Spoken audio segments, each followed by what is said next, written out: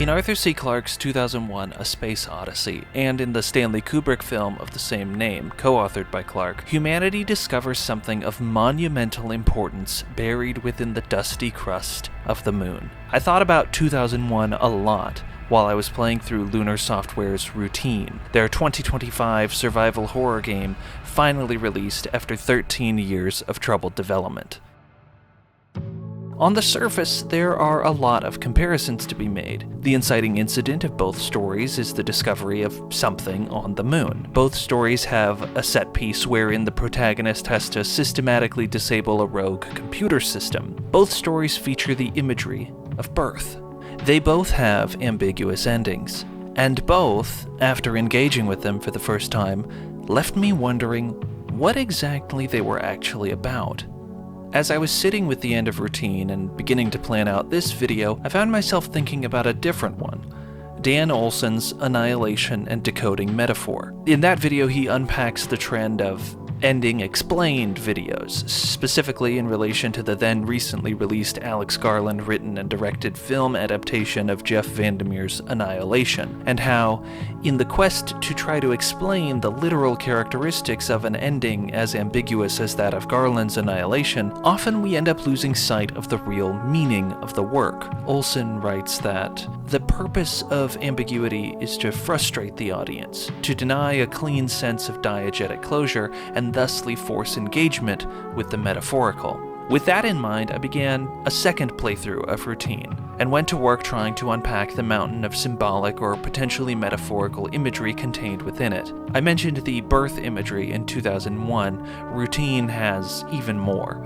You've got this bit in a late-game cutscene where we see our astronaut character in the fetal position, but elsewhere we have title cards speaking of birth. There's a location called the Canal, characters speak of contractions, and at one point you need to flood a site with amniotic brine. There's recurring imagery of an eclipse that feels to me a lot like the imagery of cells under a microscope, sort of a reverse mitosis, joining of cells into one.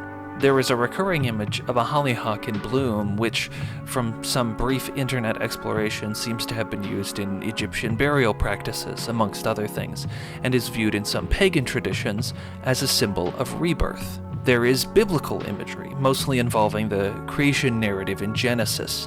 We pay homage to Michelangelo's The Creation of Adam, and there is one location that seems to me to be symbolic of the Garden of Eden, complete with an apple tree. One of the entities that lives in the canal dies eating one of these apples, for in the day that you eat of it, you shall surely die. Could this be a nod to the idea of original sin? Is this a fall from grace? And is there something to be gleaned from the fact that almost all of your interactions with this world are through screens? You're isolated by the screen and doubly isolated by your pressure suit. But for all this observation, I wasn't finding myself able to come to any kind of firm conclusion about what Routine was trying to say. I played through the game twice, and then, in planning to write this script, I sat down and read and reread material that I thought might help. I reread Stanislaw Lem's essays, The Time Travel Story and Related Matters, Metaphantasia, The Possibilities of Science Fiction, and Cosmology in Science Fiction. In considering the possibility of Routine as a time travel story, which it might be, it kind of is, I reread H.G. Wells' The Time Machine. In this time, I also reread a good portion of 2001 A Space Odyssey and read its sequel, 2010 Odyssey 2. I read J.P. Tilot's A Distant Technology, Science Fiction Film and the Machine Age, which led me to read Robert D. Romanishin's Technology as Symptom and Dream and Susan Sontag's Against Interpretation, the latter of which I'd like to discuss first. In her 1964 essay of the same name, Sontag posits that the interpretation of art, in which we look at a work and, plumbing its depths for hidden meanings, firmly declare what the work is about, reduces our own role in the experience of art to that of simply a translator. Sometimes asking, what do the blue curtains mean, pushes us out of the experience of viewing the blue curtains, seeing their hue and texture, admiring their form and construction. She writes that this kind of interpretation is the revenge of intellect upon art and the compliment mediocrity pays to genius. Sontag writes, None of us can retrieve that innocence before all theory when art knew no need to justify itself, when one did not ask of a work of art what it said because one knew what it did. I struggle to fully agree with Sontag's analysis of interpretation, and in the foreword of this new edition of this collection of essays, she admits that there are portions of it she no longer agrees with either. But there is something valuable there, something I'd been circling around for a couple of months. For most of 2024 and 2025, I was contributing reviews of sci-fi and fantasy books to SFF Insiders, and as part of that effort, I was reading a lot of other reviews, both from my fellow contributors at SFFI and at other outlets. One thing I noticed in a lot of these reviews was a focus on the strict content of many of the books being reviewed, the plot, the characters, the world building, and so on, but very rarely did I come away from a review feeling like I had a grasp on how the book made the reviewer feel. And so I pivoted to try to make my reviews more experiential and focus less on the details, at least the literal details. I did focus a lot on theme and symbolism, and to that end I engaged in a lot of the kind of interpretation Sontag speaks out against. I did a lot of digging into these books to grapple with what their authors were trying to say, and then I reviewed Arthur C. Clarke's Childhood's End. And it just didn't let me do that. Here's what I wrote near the end of the review, as I had the same revelation Sontag had more than 60 years ago. I'm realizing, even as I'm writing this review, that I might be rushing to reach some sort of concrete analysis. But I don't think I need to, and in fact, I think I shouldn't. I need time to think about what I have read, and perhaps then, that is what I would like to impart to you. This book demands your time and your thoughtfulness. It is a book that demands you complete it, and then demands you read it again. And I will definitely be reading it again. I had a similar feeling coming away from Routine for the first time. The very next day, I completed a second playthrough, in part because it felt to me like the ending of the game was pushing me toward that goal, but also to see what I could glean from that experience. But I should have remembered my own words from reading Childhood's End. I was trying too hard to pin down and quantify that which simply needed to be experienced. And that is where I stumbled into an understanding of routine, not, I should clarify, what I think it means, but what it means to me.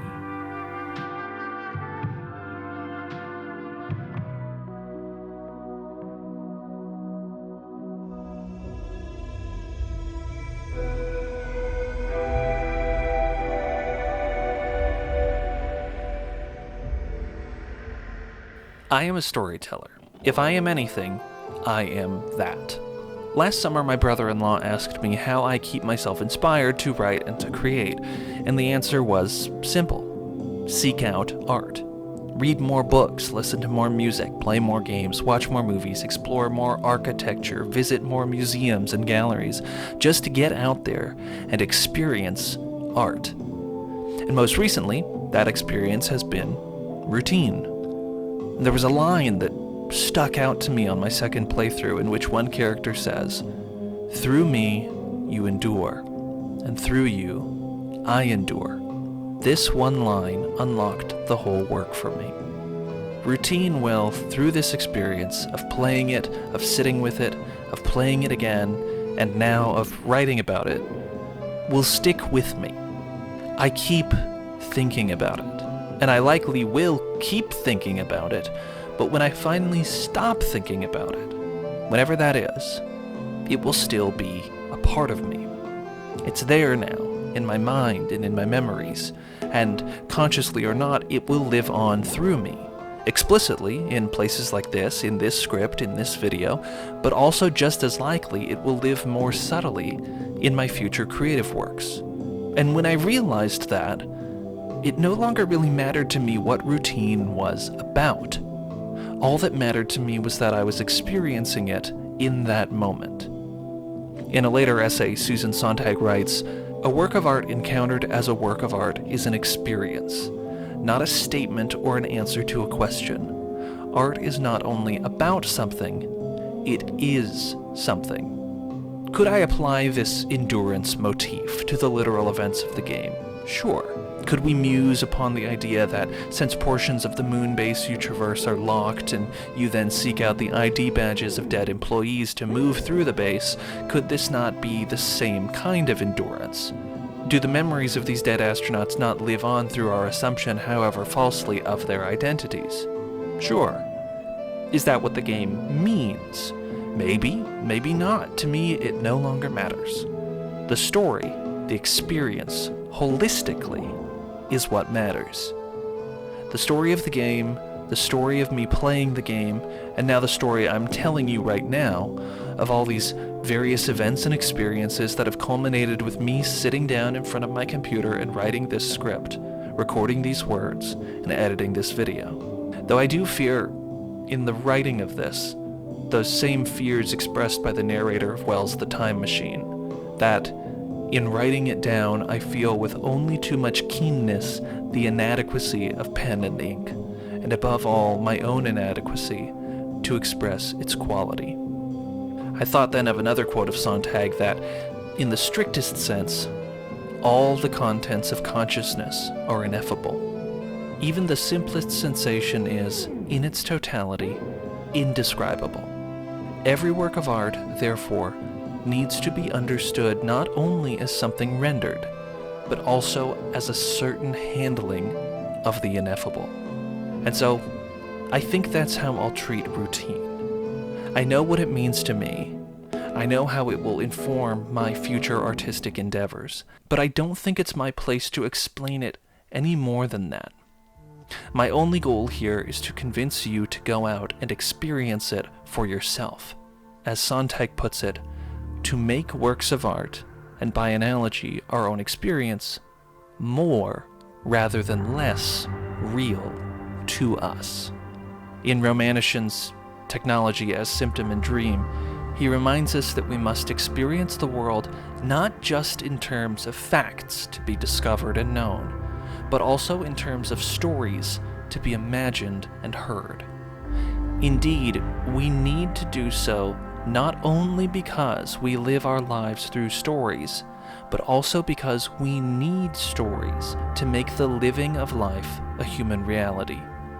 Facts alone are not enough, and in an age like ours, where we hunger for the more mythic dimensions of life, for those things that elude and lie outside the rational and the explained, we need something larger than the space of explanation in which to live, something deeper and higher to reach for, something in addition to the facts we may describe and know.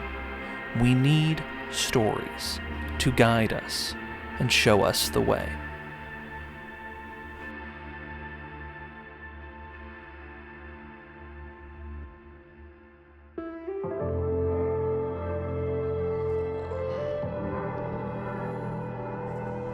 Is it behind me?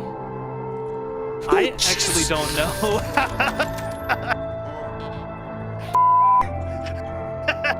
Holy that was crazy.